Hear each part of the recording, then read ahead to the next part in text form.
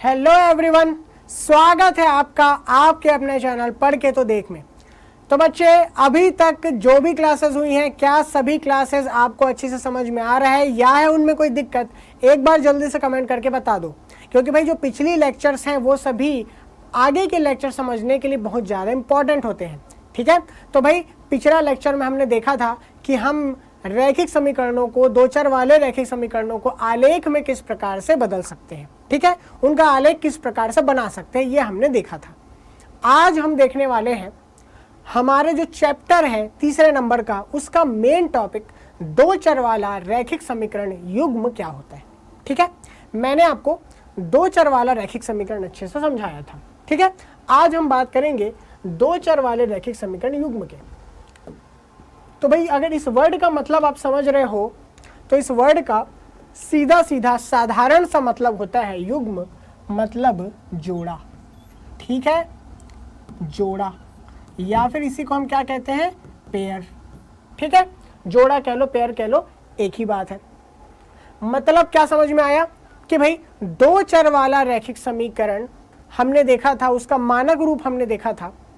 वैसे ही दो समीकरणों को अगर हम ले लें तो वो क्या हो जाएगा, रैखिक समीकरणों का एक युग्म हो जाएगा, मतलब उनका एक जोड़ा हो जाएगा।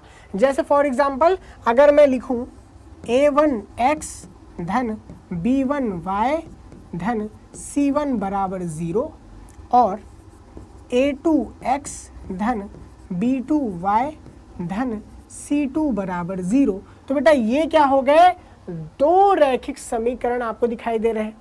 दोनों ही क्या है, दो चर वाले रैखिक समीकरण है। करेक्ट, तो ये क्या हो गए, दो चर वाले रैखिक समीकरणों का जोड़ा हो गया।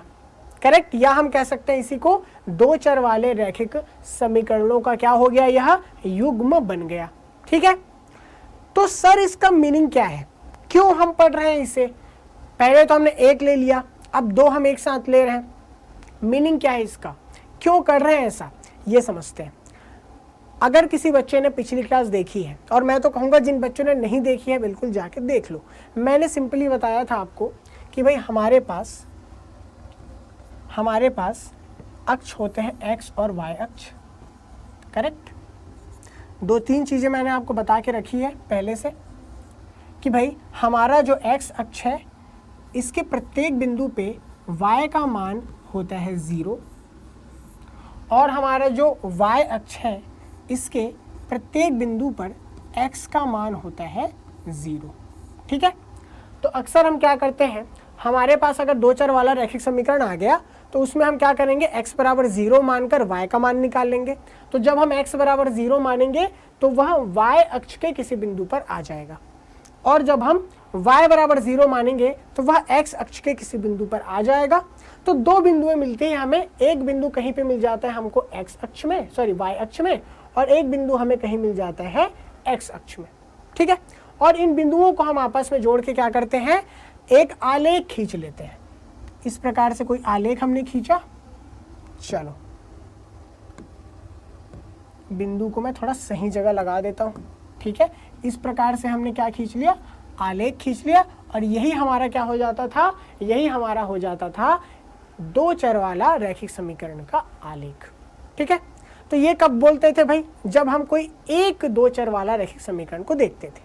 तो मान लो ये हमारा दो चर वाला रैखिक समीकरण क्या है, ये समीकरण है ax धन by धन c बराबर 0। ये इस समीकरण का आलेख है, ऐसा हमने मान लिया।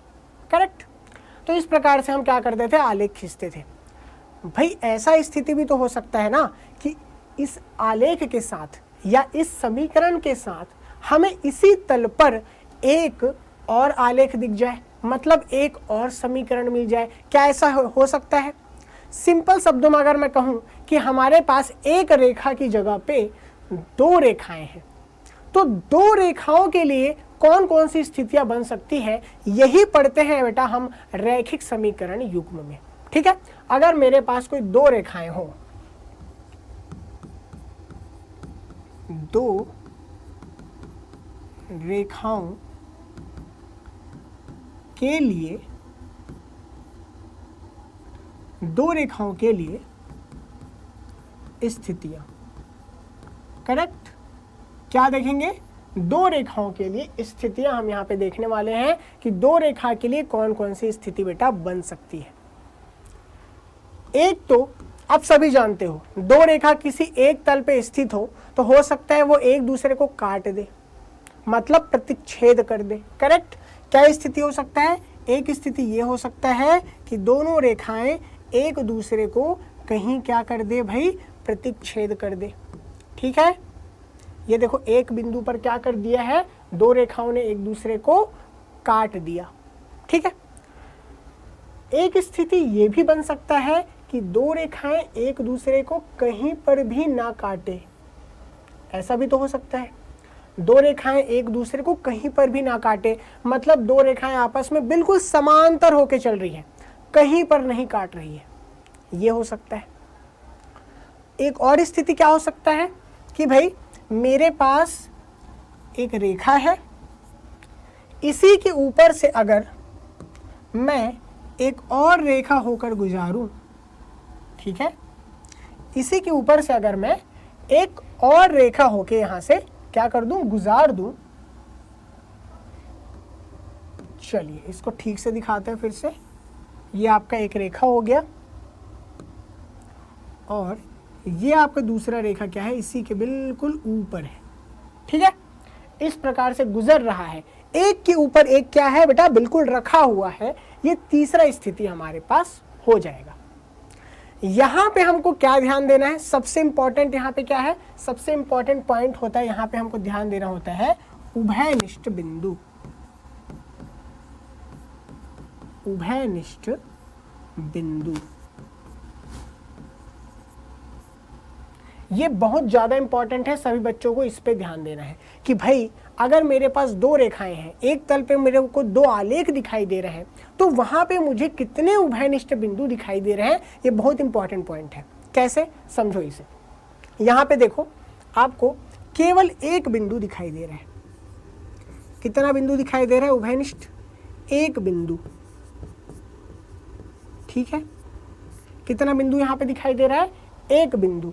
यहाँ पे देखो, यहाँ पे हम लिख सकते हैं उभयनिष्ठ। ठीक है, एक बिंदु कैसा है, उभयनिष्ठ है। ठीक है, मतलब दोनों में ही स्थित है एक बिंदु। एक ऐसा बिंदु है जो इस रेखा में भी स्थित है, इस रेखा में भी स्थित है। ठीक है, इसमें लिखेंगे एक भी नहीं। देखो इसमें एक भी उभयनिष्ठ बिंदु नहीं दिखाई दे रहा है, कोई बिंदु भी ऐसा नहीं है जो दोनों ही रेखाओं पे स्थित हो। करेक्ट। और इसमें आप देखो 1 2 3 4 5 6 7 8 9 10 11 12 13 14, आप गिन सकते हो क्या, गिन सकते हो यहाँ पे कितने बिंदु उभयनिष्ठ है, बिल्कुल नहीं गिन सकते। ये रेखाएं भाई अनंत की ओर बढ़ती जा रही है। ठीक है, तो कितने उभयनिष्ठ बिंदु मिल सकते हैं, अनंत उभयनिष्ठ, या हम कह सकते हैं अनगिनत उभयनिष्ठ बिंदु। क्या कह सकते हैं, अनगिनत उभयनिष्ठ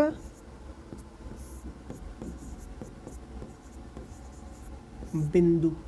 ठीक है, तो तीन कंडीशन यहां पे हमने सीखी कि तीन कंडीशन ये हो सकता है कि एक तो रेखा एक दूसरे को प्रतिच्छेद कर दे, दूसरा रेखा एक दूसरे को समांतर हो जाए, तीसरा रेखा एक दूसरे के क्या हो जाए, संपाती हो जाए, एक के ऊपर एक हो जाए। तो यहाँ पे हमें प्रतिच्छेद करने पर एक बिंदु ऐसा मिलेगा जो दोनों रेखा पे स्थित हो, मतलब एक बिंदु उभयनिष्ठ मिलेगा।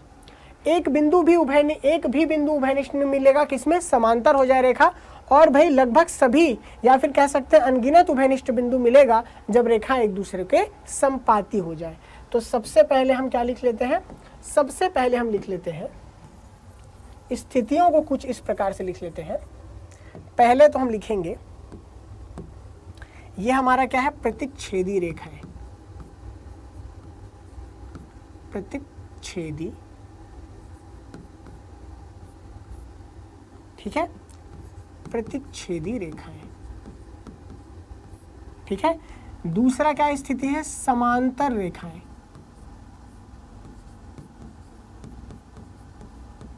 दूसरा क्या स्थिति है, समांतर रेखाएं। तीसरा स्थिति क्या है, समपाती रेखाएं। तीसरा क्या है बेटा, समपाती रेखाएं। करेक्ट।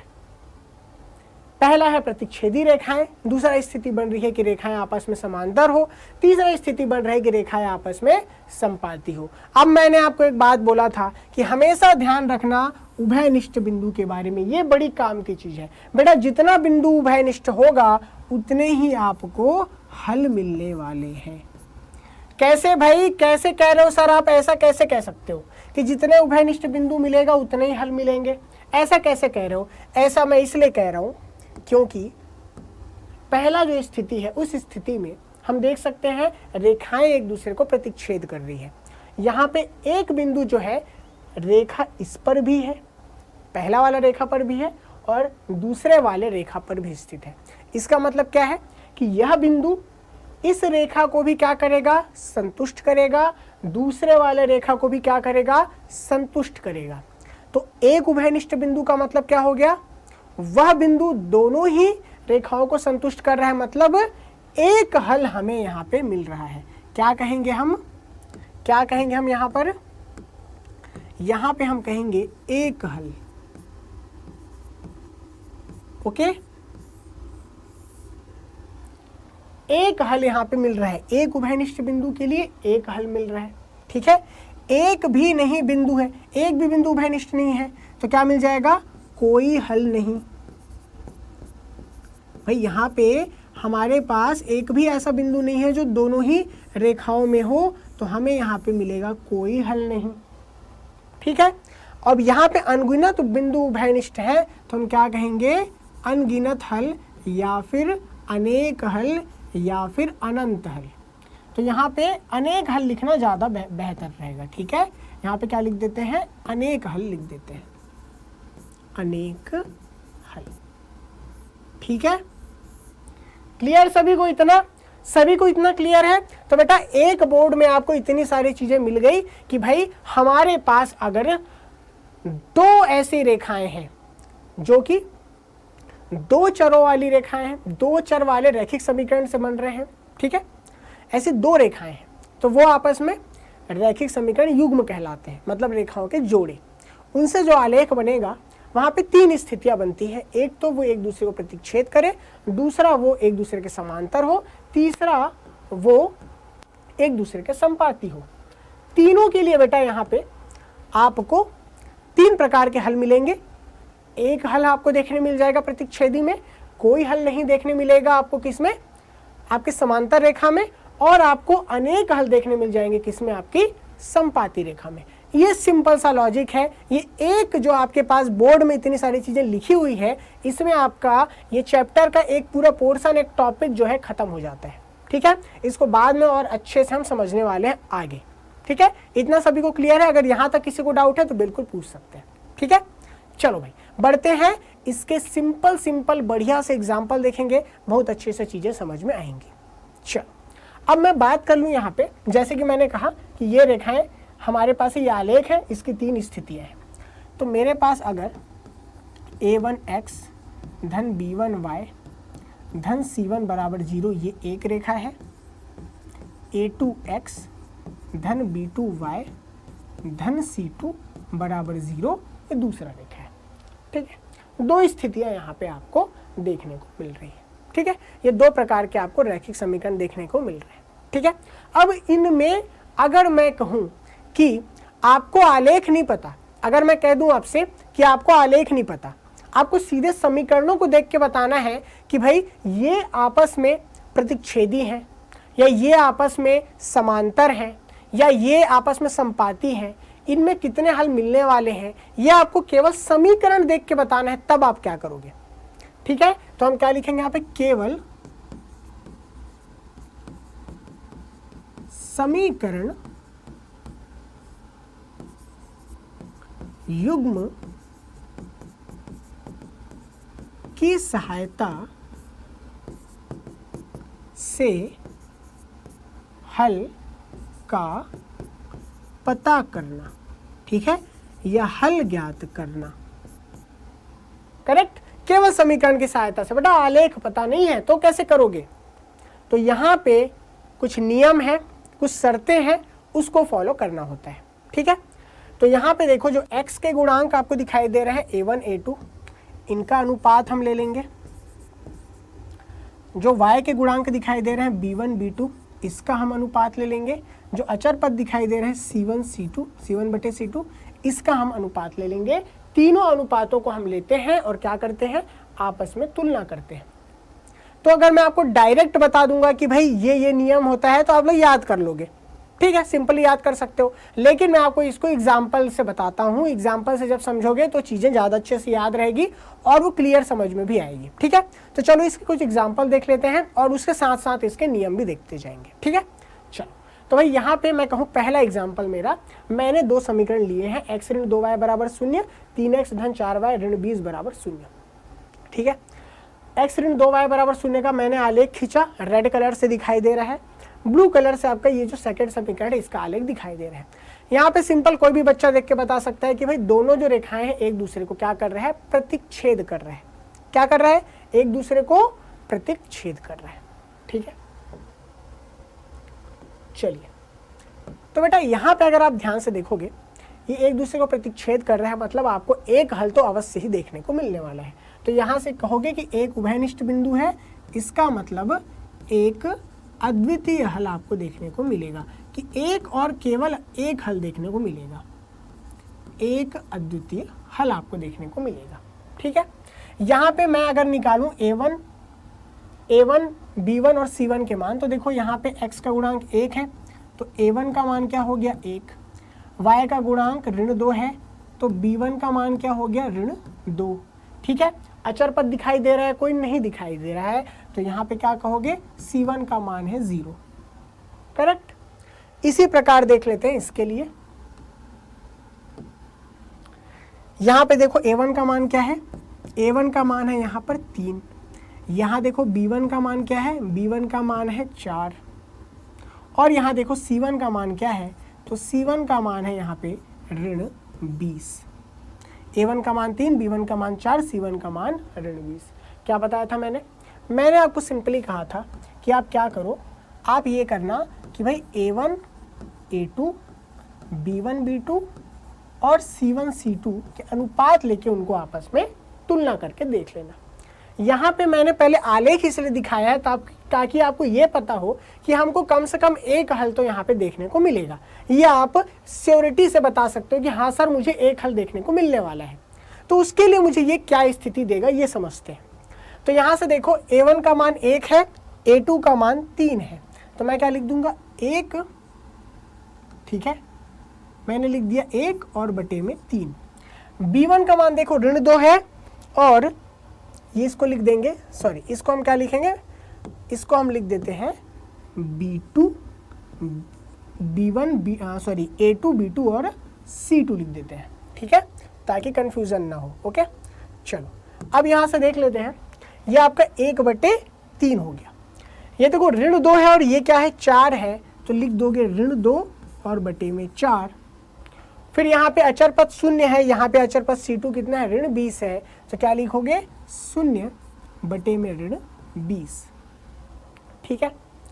अब मैं कहूँ 1/3 और ऋण 2/4 आपको दिखाई दे रहा है, क्या लिखोगे 1/3, 2 से भाग दोगे कितना आ जाएगा ऋण 1/2 और इसे क्या लिख दोगे 0। यहाँ से देख सकते हो ये दोनों आपस में बराबर नहीं है। पहला ही कंडीशन यहाँ फुलफिल नहीं हुआ कि यहाँ पे तुलना कर रहे थे लेकिन ये आपस में बराबर नहीं है। क्या समझ में आया कि जब आपके सामने प्रतिच्छेदी रेखाएं आपको दिखाई दे, जब आपके सामने प्रतिच्छेदी रेखा वाला कंडीशन दिखाई दे, रेखाएं क्या करे एक दूसरे को प्रतिच्छेद करे, तो कंडीशन आपको मिलता है a1/a2 not equal to b1/b2। ये कंडीशन बेटा आपको देखने को मिलेगा। अब अगर आपको मैं कहूँ कि ये मैं समीकरण सिर्फ आपको दे दूं, आलेख नहीं बताऊंगा, सिर्फ समीकरण दे दूं, तब भी आप क्या कर सकते हो, इस समीकरण में a1 a2 b1 b2 के मान रखकर देखोगे, अगर आपस में बराबर नहीं है इसका मतलब क्या है कि ये प्रतिच्छेदी रेखा है, ठीक है। यहां सीधा ये बराबर नहीं है मतलब आप कह दोगे क्या है भाई प्रतिच्छेदी रेखा है। चलो ऐसा ही अगला एग्जाम्पल देखते हैं। यहाँ पे 2 समीकरण मैंने लिया, अब आप कहोगे सर रेखा तो एक ही दिखाई दे रहा है। बेटा जो लाल कलर का जो दिखाई दे रहा है समीकरण, वो रेखा इसके नीचे छुप गया है। क्या समझ में आया बात ये समझ में आया कि रेखाएं क्या है, समपाती है। रेखाएं क्या है, आपस में समपाती है। अगर रेखा समपाती है तो हल कितने मिलेंगे आपको, अनेक हल मिलेंगे। कितने हल मिलने वाले हैं, बहुत सारे, अनेक हल मिलने वाले हैं। तो बस हम देखेंगे कि अनेक हल जब मिलता है तो कंडीशन कैसा होता है। कैसे तुलना करते हैं हम क्या लेते हैं, A1 बटे A2, B1 बटे B2, C1 बटे C2। इनका क्या करेंगे, हम तुलना करके देखेंगे।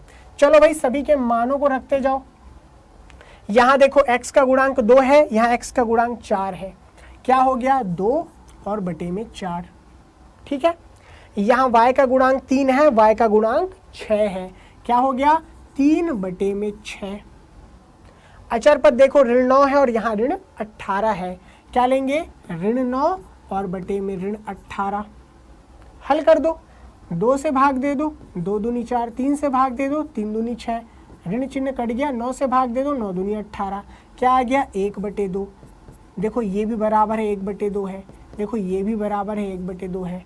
दिमाग की बत्ती जली क्या, सभी को समझ में आया क्या। देखो बेटा ये 1 बटे 2 बराबर 1 बटे 2 बराबर 1 बटे 2 दिख रहा है।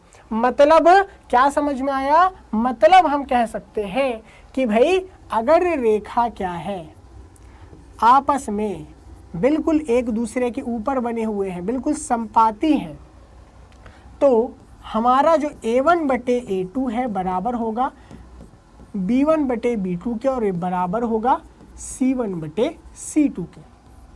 किस स्थिति में, जब हमारा रेखाएं क्या हो, आपस में समपाती है। ठीक है। तो हमें यहाँ पे कितने हल मिलते हैं, यहाँ पे हमें अनेक हल देखने को मिलते हैं। ठीक है। क्या कहेंगे, समपाती रेखा, समपाती रेखाएं, और इसके लिए हमें मिलते हैं अनेक हल। करेक्ट। वैसे उसके लिए भी कह सकते थे कि भाई प्रतिच्छेदी रेखा, प्रतिच्छेदी रेखाएं, और क्या कहेंगे, अद्वितीय हल या केवल एक हल। ठीक है। 2 स्थितियां समझ गए। 2 स्थितियों के लिए ये 2 नियम हमने देख लिए। एक में A1 बटे A2 not equal to B1 बटे B2 हो गया, रेखा प्रतिच्छेदी है। दूसरे में A1 बटे A2, B1 बटे B2, C1 बटे C2 सभी अनुपात बराबर है, रेखा क्या है, समपाती है, अनेक हल मिलेंगे। तीसरा स्थिति बेटा यहाँ पे देख लो, यहाँ पे 2 समीकरण मैंने लिए हैं, दोनों का आलेख दिखाए हैं। इन दोनों के लिए आप देखना, ये आपका ब्लू कलर का, ये आपका रेड कलर का है। आपस में देखो कहीं नहीं मिल रहे हैं, आपस में क्या है, कहीं नहीं मिल रहे हैं। मतलब क्या है, समांतर रेखा है। कैसी रेखाएं हैं, समांतर रेखाएं हैं। बेटा अगर ये आपस में समांतर हैं तो यहाँ पे हम क्या कहेंगे कि कोई हल नहीं मिलेगा। क्या कहेंगे हम, कोई हल नहीं। ठीक है। क्या कहेंगे हम, कोई हल हमें यहाँ पे नहीं मिलने वाला। ठीक है। तो चलो भाई इसके लिए स्थिति देख लेते हैं कि क्या स्थिति बनेगी। तो हम कहेंगे A1 बटे A2, B1 बटे B2 और C1 बटे C2 को भाई आपस में अनुपातों को चेक करके एक बार देख लो। यहाँ से देखो A1 का मान 2, यहाँ पर देखो A2 का मान x का गुणांक 1 है, तो क्या लिखेंगे हम, 2 और बटे में 1 लिख देंगे। यहाँ देखो y का गुणांक 4 है और यहाँ y का गुणांक 2 है, क्या लिख देंगे हम, 4 और बटे में 2। अचर पद देखो कितना है, ऋण 12, और यहाँ अचर पद कितना है, ऋण 4, तो क्या लिख देंगे, ऋण 12 बटे में ऋण 4। हल करो, 2 से भाग दे सकते हैं, 2 दूनी 4, ऋण चिन्ह कट गया, 4 से भाग देंगे, 4 तिया 12।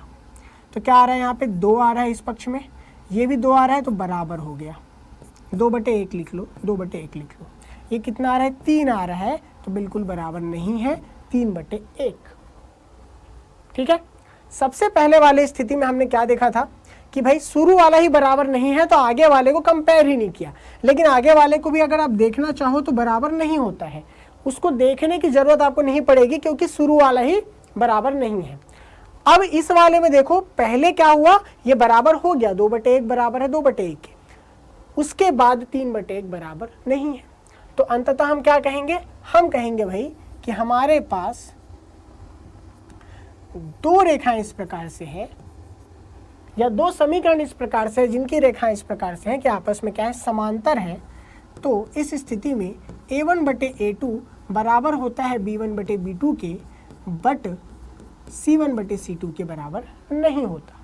ठीक है, ये वाला शर्त यहाँ पे क्या हो जाता है, लागू हो जाता है। करेक्ट। और इसके साथ साथ हम कहेंगे कि भाई जब रेखाएं क्या हो, समांतर हो,